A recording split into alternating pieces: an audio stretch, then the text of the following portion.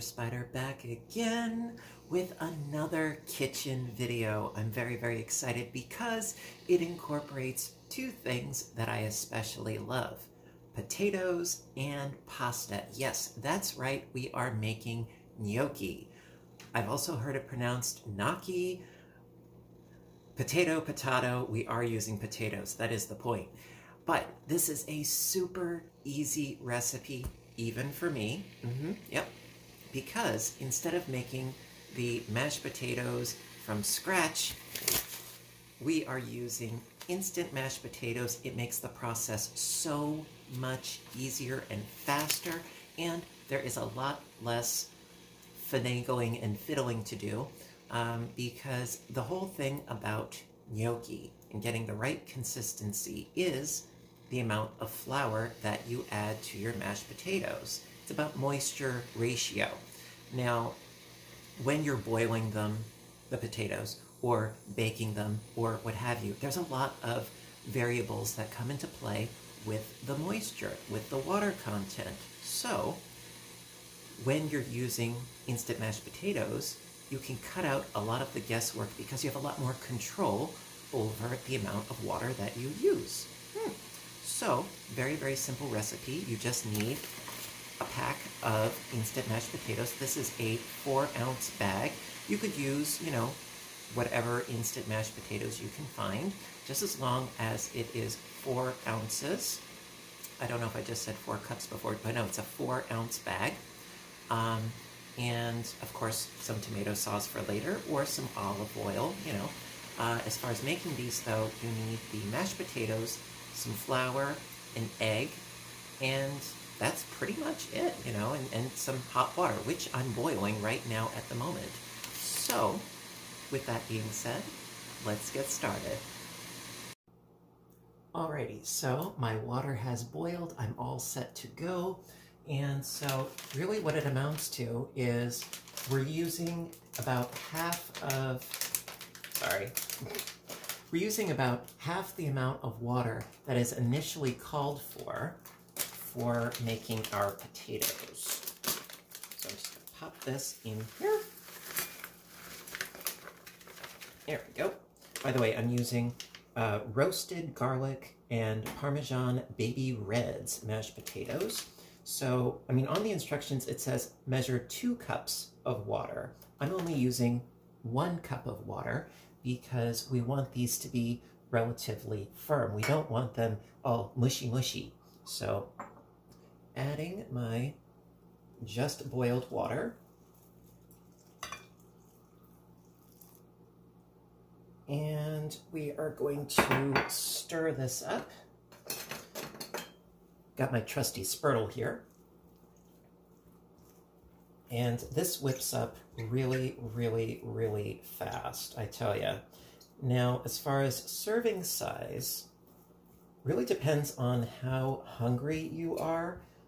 If you have a big appetite, I would say that what I'm making right now will make a substantial serving size for 1 person. Not a problem. Okay, so this is pretty much all mixed in together. Groovy. Okay. So then,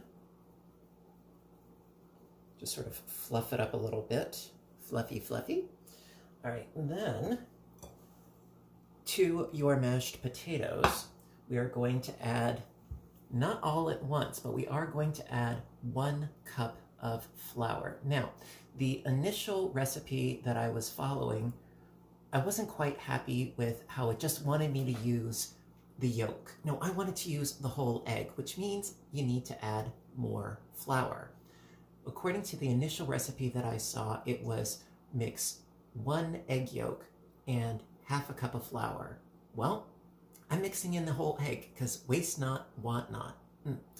And I'm not about to make meringue. So using the whole egg and a cup of flour, that for me worked. Now, you might want to use a different ratio. That is totally up to you.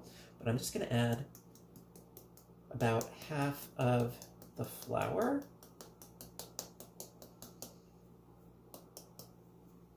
And then pour on my already beaten egg. There we go.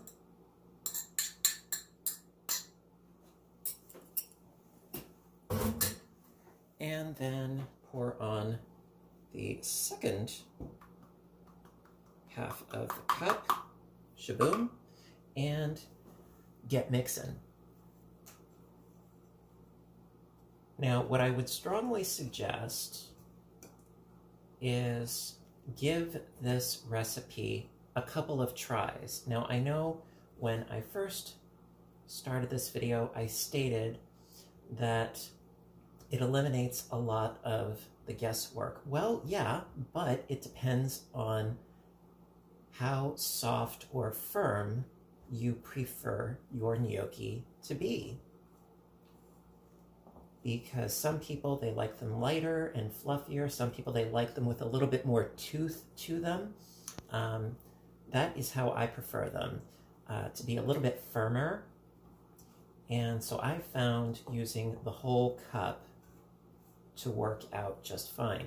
Initially, when I tried this recipe, I did use half a cup. And honestly, it was like eating little balls of mashed potatoes. It didn't have any noodly, doughy aspect to them. So I went for broke, and I'm like, you know what, let me just add an entire cup. And for me, that worked out. So just sort of mixing this all together, and then pretty soon we're going to have a nice dough, which we are then going to play with a little bit. We're going to knead this all together. Now, it looks pretty dry and that it's not going to become an actual dough. Don't you worry, it shall. So just mix this up a little bit more, and then we will start kneading this. Okay. So from here, let me get out my board, and we shall get started on that. All right, so now comes the fun and messy part of the recipe. So I'm just going to transfer all of this onto my cutting board here.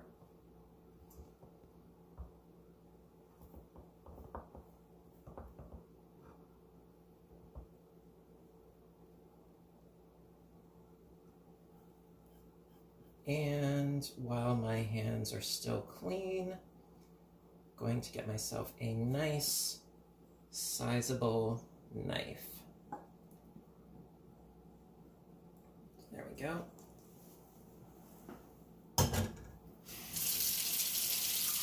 Okie dokie. Ah. Ah.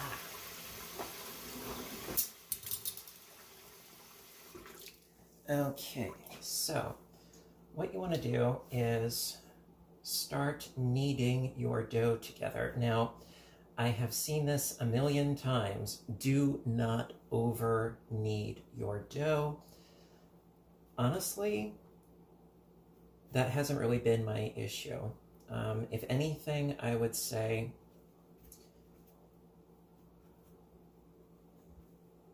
that was really not my thing. That was not my problem with over kneading the dough, but just making sure that there are no dry and flaky, floury bits, and that it's all mixed together.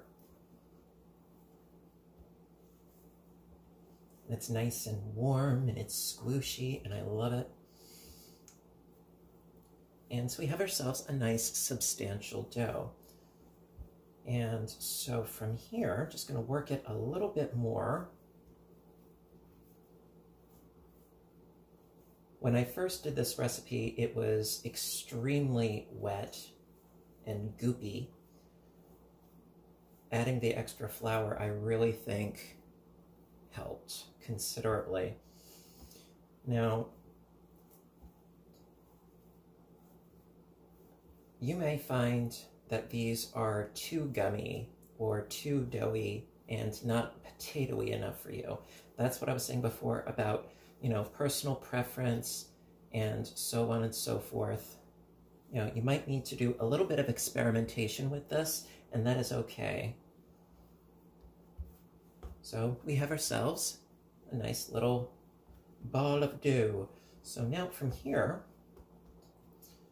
going to cut this into several smaller workable pieces,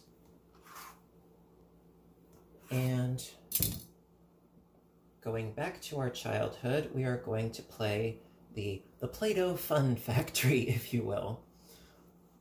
So basically rolling these out into snakes or coils, going for an even thickness throughout. Dealer's choice as far as how thin you want the coil to be. I would say don't go too terribly thin, not too terribly thick. Sort of middle ground, if you will. Obviously, you want them to be bite-sized, and you don't want them to be so big that they don't cook very well either. So I think this is just about right. And then just going to start slicing these little bad boys into fun little nuggets, if you will. Or I've also heard them referred to as potato pillows, actually. So we have these little guys. Now, there's also a technique that you can do using a fork, where you sort of roll them on the back side of a fork, and it gives them indentations. Honestly, I've tried it several times. No real success with that. But honestly, they taste the same, whether or not they have ridges. So I'm gonna just do this with the other sections of my dough, and then we can start boiling them. Super, super easy. And I absolutely love this. Because I remember the first time I tried to make gnocchi, I was doing it literally from scratch with whole potatoes, and the process took forever. At least, you know, for somebody who's hungry, yes, the process took forever. There was that much more to clean up, etc., etc. This is just so much easier. It really, really is. And it's fun. Cooking can be fun with Fiber Spider. And so my water is almost boiling. We're almost there.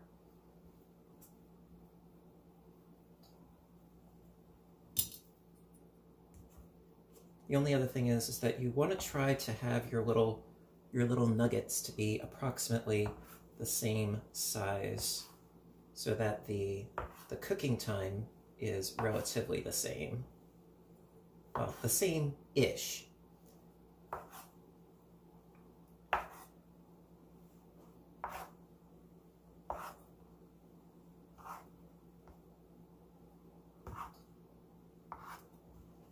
Okay, just 2 more to go. See, I told you this goes up pretty quick.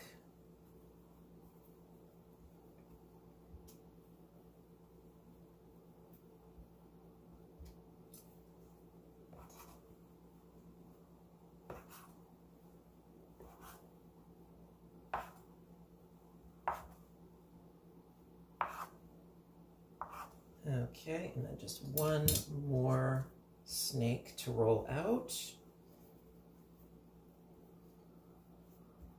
Of course, also, if you don't want to make a really, really large batch of this, you could always beef things up with perhaps some meatballs, garlic bread, a nice salad, you know, and then you only have to make one batch for 2 people, for 2 servings. That's fine too.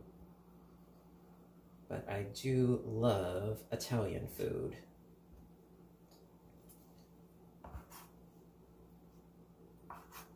Maybe a little antipasta or antipasto. I've heard it both ways.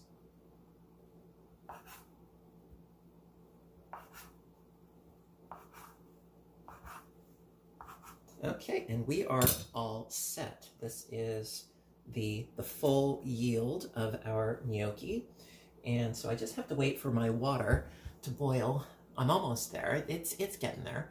And we'll go on to the next step. Alrighty. Alright, so once your water is boiling, don't get your face too close to it, otherwise you might lose it. And we're going to start boiling our gnocchi. This is so simple and so easy. You just plop them in, and when they float to the surface, you are good to go. It's that easy. So we're just going to start with a couple.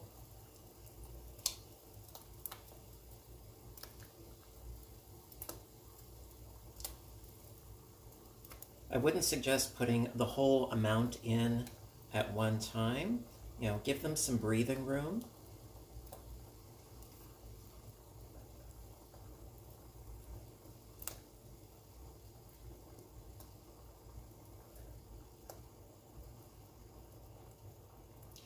And it does not take that long.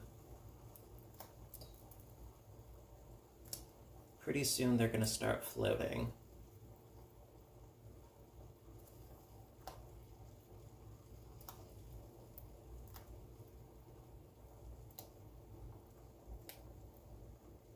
Okay, so that's about half, roughly speaking. Give them a slight stir.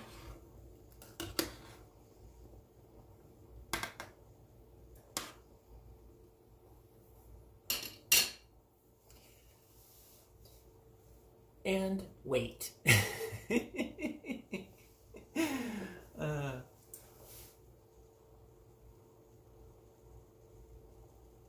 Oh, there they go. They're starting to do the Watusi. Yeah, they are definitely starting to do their thing.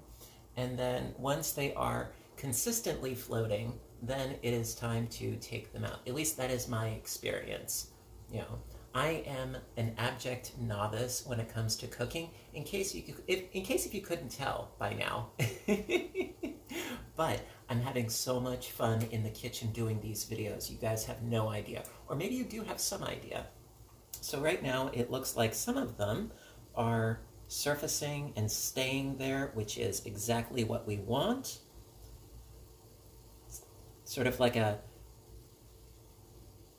lava lamp that you can eat. Alrighty. So yes, I'm going to get the ones on the side.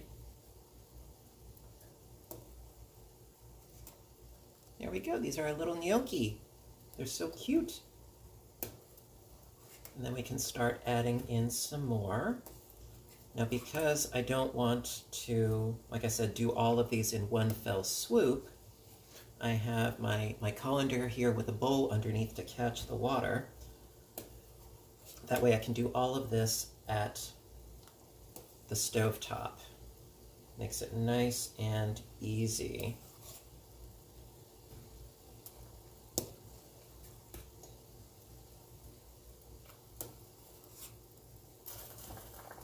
Now another way, I mean, I'm going to have sauce with these, but another way that you can further cook these up would be after you drain them, you then heat up some olive oil in a frying pan, and then toss them in, making sure that they're not too wet. You don't want to start a fire or anything like that. You know, you don't want to splash oil around. Heavens no. But, you know, you put them in with some olive oil and then fry them just a little bit so that they're golden. on one side, then try to flip them a little and have them that way. I did actually have them that way the first time, and they were really, really nice. So popping in the second batch.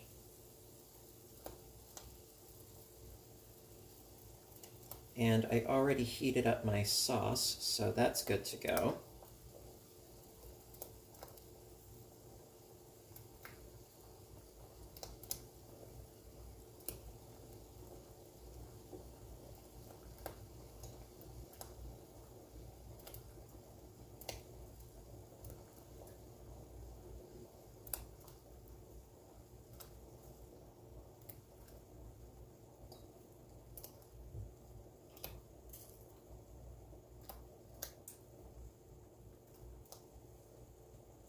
Alrighty.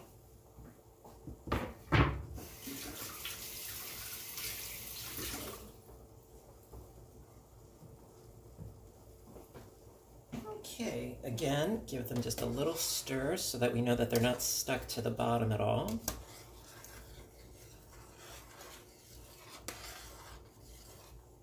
There we go, nothing too vigorous. And then we wait a bit. But I'm not going to have you sit through that again. But I mean, that's the general idea. You know, you add the hot water to your potatoes, you add some flour, an egg, some more flour, roll it out, cut them up, make your gnocchi, boil them until they float, and you are good. So I'm going to have this batch finish up, and then for the sauce and the final pièce de résistance, the whole bon appetit moment. All right, so I will see you in a bit. Alrighty. Alrighty, so for the final reveal, I'm not going to tilt this too much, but here are my gnocchi. In fact, this is the full batch. So like I said, it doesn't make a tremendous amount, but it is a substantial serving for one, most definitely. So let's dig in, shall we? And moment of truth.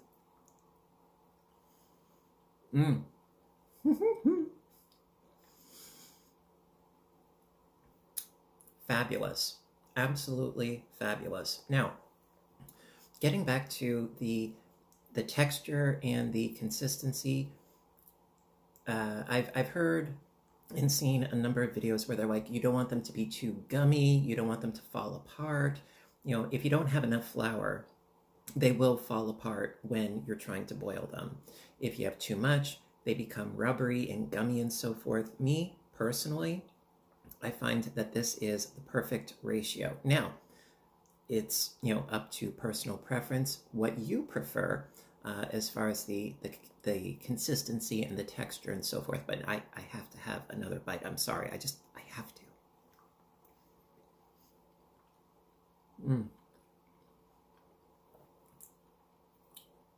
I wouldn't say they're gummy. I would say that they're toothy because if they don't have enough flour, they're too pasty, if you will. They're too mushy mush. So I like them to have a little bit of tooth to them. I think they're fabulous. And I would totally recommend giving this recipe a try if you haven't already. And if you have, please, in the comments section down below, what is a variation of this recipe that you did that you found works best for you? I'm very much interested in obtaining whatever opinions and information that I can. Knowledge is power, sharing is caring. Yep. So, if you like this video, please hit that little thumbs up button down below. You know that I appreciate your appreciation, and I love doing these videos so very much. You know, not only do I get to share something with you guys, I get to eat afterwards, so it's a win-win.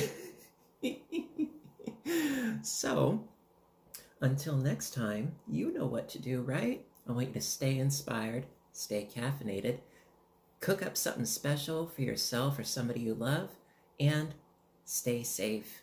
Take care of yourselves and each other, and I will see you in my next video. Bye for now, everybody, and have a great day.